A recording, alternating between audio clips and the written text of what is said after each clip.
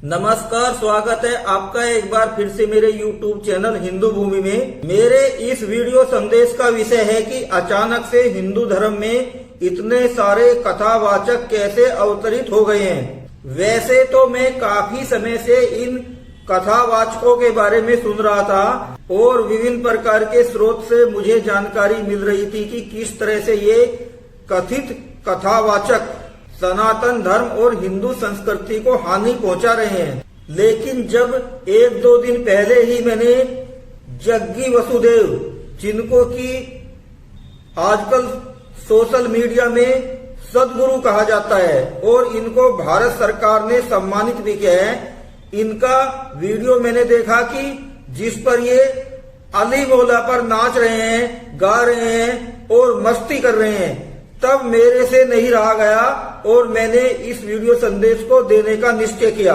आप देखिए कि ये जितने भी कथावाचक हैं, ये राम कथा और भागवत कथा कम कर रहे हैं, लेकिन राम कथा और भागवत कथा के नाम पर मंच से अली मौला का जाप ज्यादा कर रहे हैं। आखिरकार ये कथित कथावाचक भागवत कथा और राम कथा के मंच से अली मौला का जाप क्यों कर रहे हैं? अपने वीडियो संदेश में मैं कुछ कथावाचकों का नाम लूंगा, जिनमें मोरारी बाबू, एक है देवी चित्रलेखा और एक चिन्मयानंद। मैं इनके बारे में आपको कुछ बताऊंगा। यहाँ पर सबसे पहले मैं मोरारी बापू का नाम लूंगा।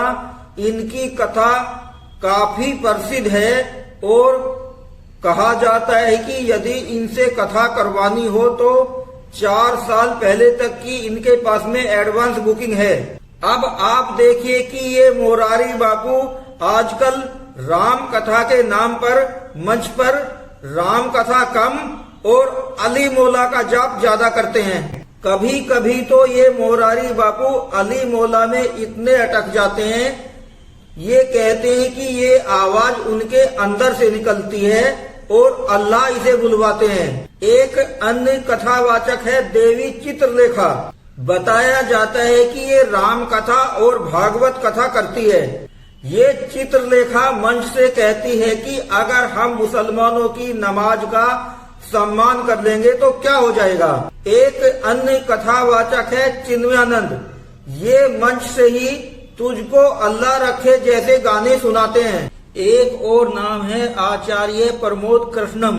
हालांकि ये अपने आप को आचार्य कहते हैं और ये कांग्रेस के सदस्य हैं और कांग्रेस से 2 बार लोकसभा चुनाव भी लड़ चुके हैं। हालांकि ये कथावाचक नहीं है और ये अक्सर टीवी डिबेट में भी देखे जाते हैं। ये अपने मंच से गाते हैं। क्या गाते हैं? अली जितना ये तेरा था, अली उतना ये मेरा है। आप सोचिए कि क्या कोई शुद्ध आचार्य अपने मंच से इस तरह का आह्वान कर सकता है? नहीं, कदापि नहीं। लेकिन फिर भी देखिए कि आप ये आचार्य का चोला ओढ़े हुए हैं और लोग इनको आचार्य ही समझते हैं, जबकि ये कांग्रेस के सदस्य हैं और कांग्रेस से चुनाव भी लड़ते हैं। तो आप इसी से सोच लीजिए कि ये किस तरह के आचार्य हैं और हिंदुओं के लिए ये क्या करते हैं। अब यहाँ पर सबसे बड़ा सवाल ये उठता है कि ये कथावाचक कथा के मंच से अली मौला का जाप क्यों कर रहे हैं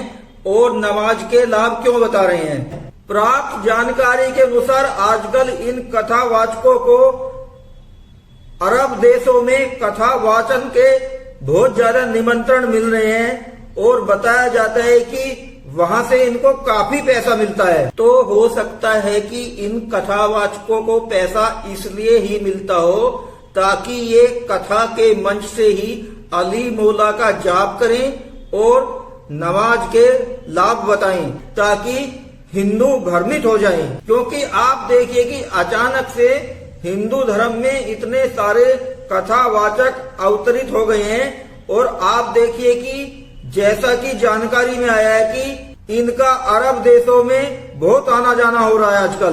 तो हो सकता है कि वहां से इनको कुछ फंडिंग होती हो। अब ऐसे कथावाचक हिंदू धर्म और सनातन संस्कृति के लिए बहुत खतरा हो सकते हैं। कैसे?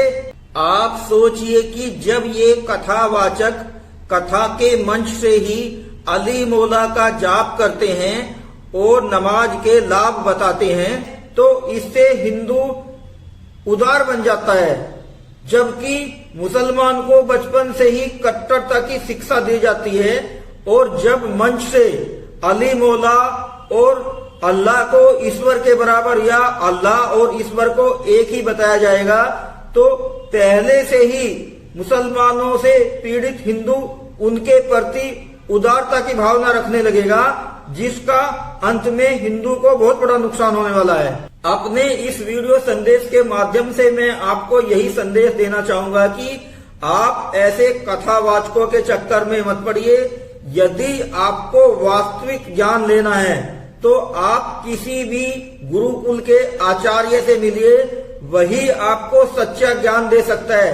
आप इन कथावाचकों के चक्कर में पड़ोगे तो आप अपना समय भी बर्बाद करोगे, अपना पैसा भी बर्बाद करोगे और आप भ्रमित भी होगे।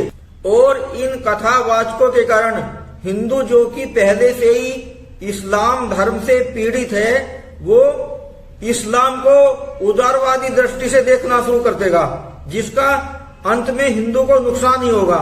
इसलिए मैं अपने इस वीडियो संदेश में एक बार फिर से हिंदुओं को सावधान करना चाहूंगा कि आप ऐसे कथावाचकों से दूर रहिए। ये केवल हिंदू धर्म की हानि कर रहे हैं। इनकी कथा से हिंदुओं को कोई भी लाभ नहीं होने वाला है और ना ही कोई लाभ हो रहा है।